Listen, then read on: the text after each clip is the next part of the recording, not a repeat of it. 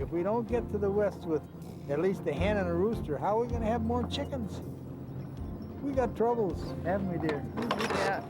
When my children faced the hardships, maybe they can overcome by their faith they learned from pioneers.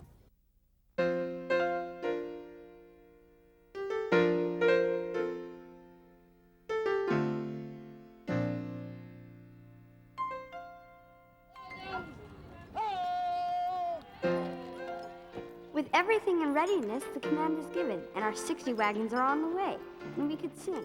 We've left the realms of safety. We were stopped once by the Indians. There were 1,000 of them. They could have easily killed us all. July the 5th. We were camped on a small stream called Gooseneck Creek. It was here my sister Mary Louise was born. A meeting was held. It was decided we could go no further. The snow so deep and no food. We were doomed to starvation. While many may say our toil was in vain, to enter such a desolate land, someday this journey will be remembered as our legacy west.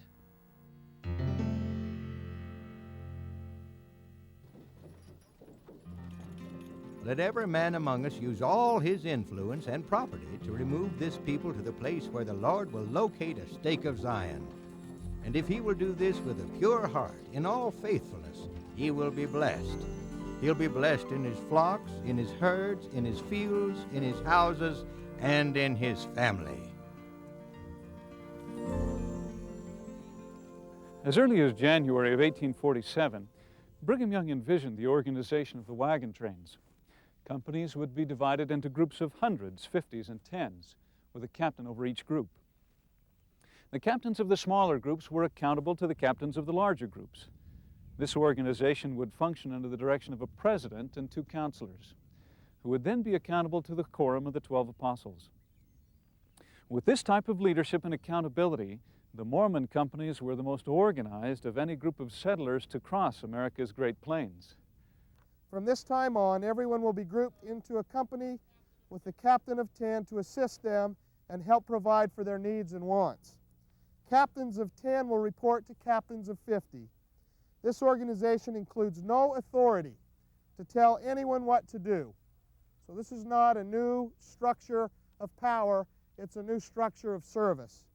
On Wednesday the 14th in Gothenburg, the reenactment group was divided into groups of 50s and 10s, and leaders were chosen to serve the members of their particular groups.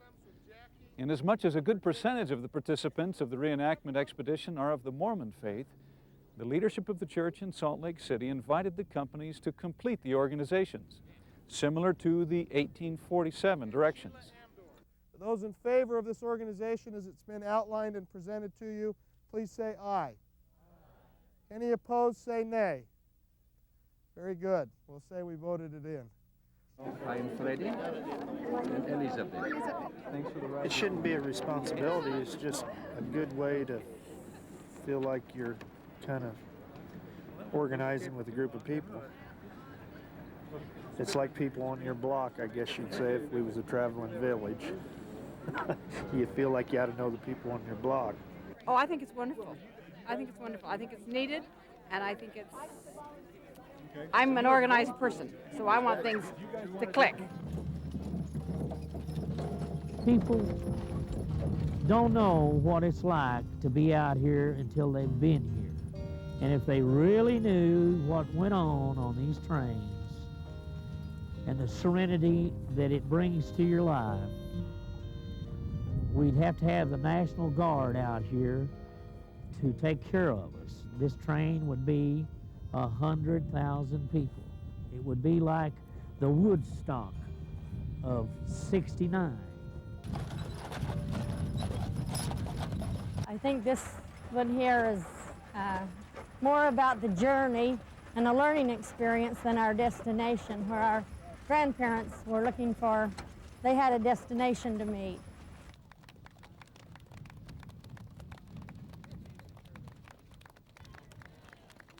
They just stood on the side of the road and waved once. at what goes by, then they'd get a little glimmer, you know, and then they want a little more.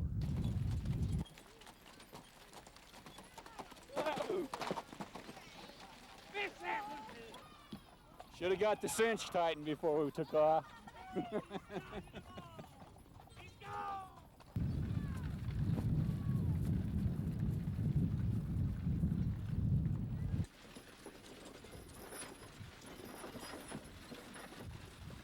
Beaver! Beaver! Beaver! You win! 3 little push! What a win! Oh, that's good. Oh, that feels good. A dog attacked the chicken and tore the cage open, and the chicken flew out, and the dog chased it down and killed it. And that's the sad story right now. But that's our breeding stock. If we don't get to the west with at least a hen and a rooster, how are we going to have more chickens? We got troubles, haven't we, dear? Yeah. Thank you. Look out what you see. The people of Nebraska are always so gracious and kind and wonderful. It is a wonderful experience to cross the country at a slow pace, where you're able to visit the people on a grassroots level. I've seen people that already on this train just come and stay a day, and they're back. You know, they can't stay away every chance they get.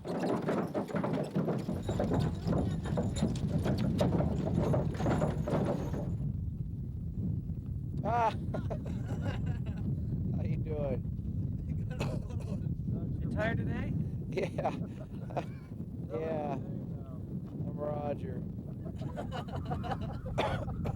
And I'm real tired. And I need a shower. Dreaming about a shower. I need my girlfriend. I need a hug.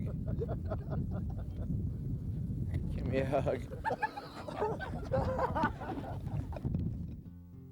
On the 11th of May, the sesquicentennial reenactment train entered its 4th week of travel. Still attempting to stay as true as possible to the actual trail, the caravan left Lexington, Nebraska, and continued west following the Platte River. Covering approximately 15 miles per day, the wagon train passed through Cozad, a town which lies on the 100th meridian, the line of demarcation between the humidity of the Midwest and the arid regions nearing the Rocky Mountains. Gothenburg was the next stop, where the company underwent an update in organization, then on to Brady and Maxwell. On Saturday the 17th, the company entered into the city of North Platte and camped near the airport on the east side of town. It was close to that location that the original odometer of 1847 was attached to the side of one of the wagons, and from that time on, it served to count the exact mileage of the Vanguard trek. William Clayton was a meticulous man who had a gift for details. In his effort to figure the precise distances we traveled each day, he found that a wheel on Heber C. Kimball's wagon measured exactly 14 feet 8 inches in circumference. In other words, 360 revolutions of that wheel would equal 1 mile. So tying a red bandana around one of the spokes, he began the tedious but self-satisfying practice of precise measurement. You have to be sort of a numeric nut to be interested in numbers. And the many journals that I've read, and I've read over 100 of pioneer journals of people coming west. And I'm always fascinated when I find a person who is interested in the precise numbers. And they're a peculiar kind of person, and they're not everyone. All journalists aren't interested in numbers and exactness. But there are those, and if they're that type of person, they keep track right down to the fraction almost in many cases. Virginia Starling of St. George, Utah, volunteered to count the revolutions on the wheel of the Nebraska wagon. Though she offered her assistance for the sake of history, she soon realized, as did William Clayton in 1847, that this would be a monotonous task. I thought that they were joking when they said that they wanted somebody to count the revolutions, and I thought today, you know, as old as I am, and this is the most important thing I've got to do today, life is simple. I count in sets of 10, and sometimes I get up to 20 and think, hey, I forgot to make a mark. So it's okay. I think I'll be able to do it without throwing up. It wasn't as bad as I thought it'd be. It wasn't bad at all. It was probably more fun than just walking and looking down at the ground. Finally, he is the one who suggests the idea of a machine that eventually is called the roadometer, and someone else draws the plans and someone else builds it, but he comes up with the initial idea for the roadometer. 150 years later, in an attempt to recreate the circumstances of the Vanguard expedition, descendants of William Clayton, Orson Pratt, and Appleton Harmon joined the wagon train at North Platte and placed a similar odometer on the Nebraska wagon. And the as-built model is 2 overlaying wheels, gear wheels. The mile wheel, and when it rotates once, the central axis has 4 teeth on it, which passes 4 teeth on the 10-mile wheel. And there are 40 teeth on it, so that each of the teeth on the 10-mile wheel represent 1/4 of a mile. So when it rotates once, they've gone exactly 10 miles. The odometer on the wagon train registered the distance from Brady to North Platte at 19.2 miles. Even counting the rotations of the wagon wheels, as William Clayton did in 1847, recorded the same measurement. A comparison was then made with the modern odometer to see if the result would be the same. After driving the distance, the total was 19.1 miles, a difference of only 1/10 of a mile. That distance was probably added to the wagon train when it pulled off the roads for brakes and when they circled the wagons at North Platte. In other words, the distances recorded were the same. Wonderful job. Congratulations, Appleton. That's nice work.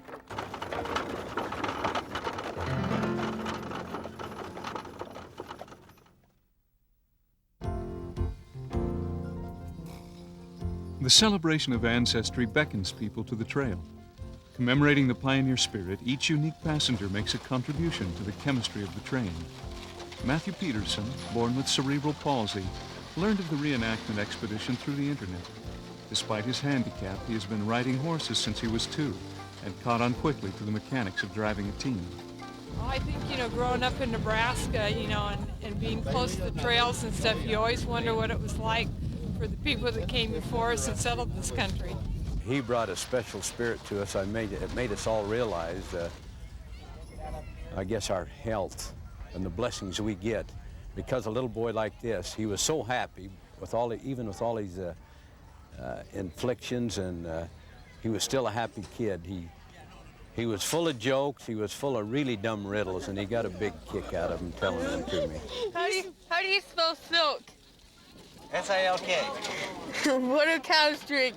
Milk. Nope, they drink water. Later in the afternoon, I think it was after dinner, we got him up in the driver's seat, and I drove a few more miles, and I asked him if he wanted to drive the mules, and boy, he loved that. He didn't have quite enough strength in his arms to pull on the reins, but he done pretty good for a boy. He'd have to raise his arms real high and back, and it was difficult for him. And when he got us back in line again, after he got off the line a little bit, boy, he was happy, and he says, "How am I doing?" And it was a great experience. Probably my best day I've had since I've been here. His mother's a wonderful lady. She's got to be awful strong to carry that boy. He is 13 years old, and I try to lift him, and I can, but it's difficult. And she carries him all over, and it was a great experience. What kind of horse is Bandit? Quarter horse and thoroughbred. 300 more hours of driving mules, and he'll get his master's degree in mule skinning. That's what he wants.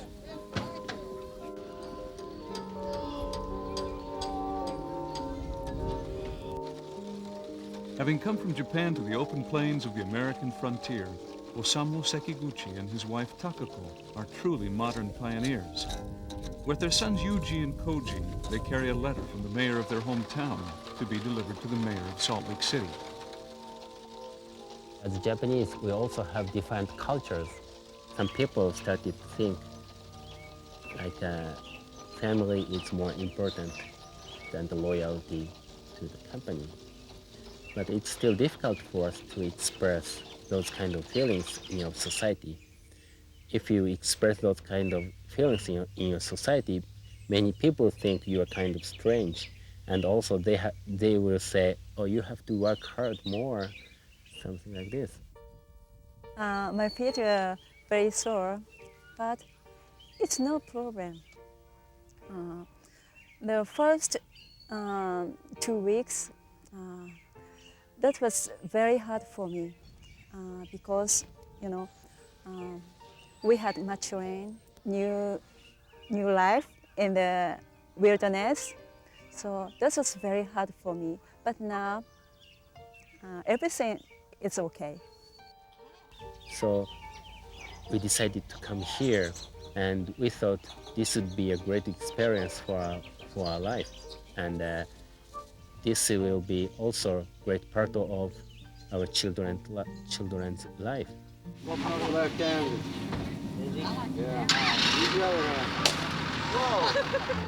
When my children faced the hardships, maybe they can overcome by their faith that they learned from pioneers. When we walk every day, we always think about pioneers, like what they are doing about 100 years ago, what they were thinking on this trail. When we think those kind of things, we always have a great appreciation to those old members of pioneers.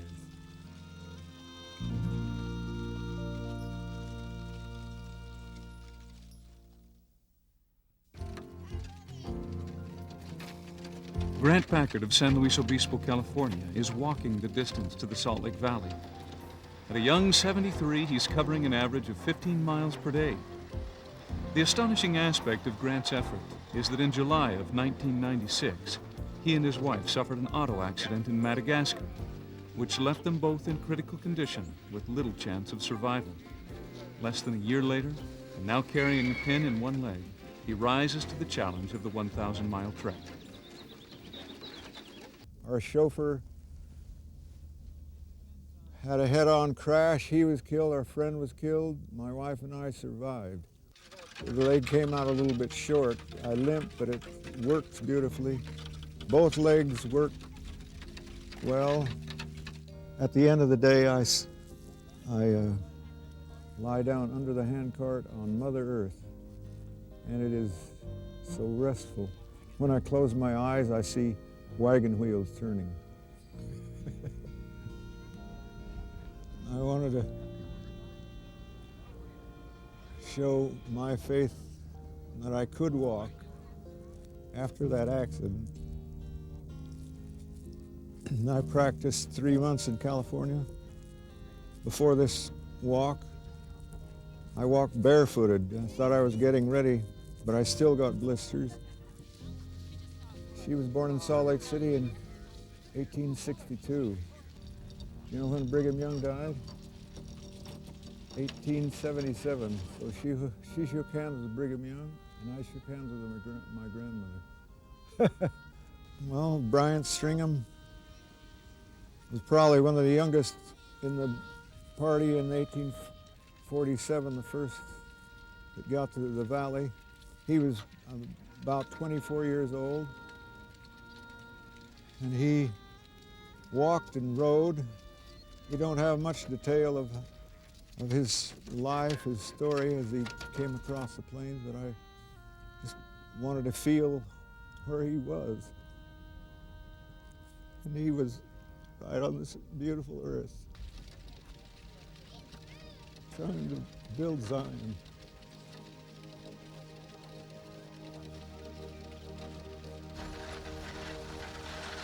In traveling the Mormon Trail, one senses the pathway has a rich personality of its own.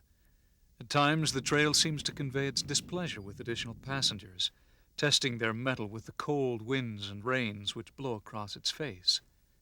Then on other occasions, the gentle breezes and warm sun, the freshly plowed fields and the spring flowers embrace and welcome its travelers.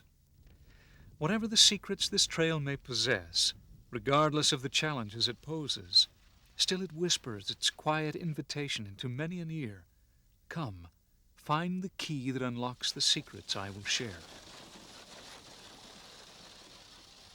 O my Father, thou that dwellest in the high and glorious place, when shall I regain thy presence and again behold thy face? In thy holy habitation did my spirit once reside. In my first primeval childhood was I nurtured near thy side. When I leave this frail existence,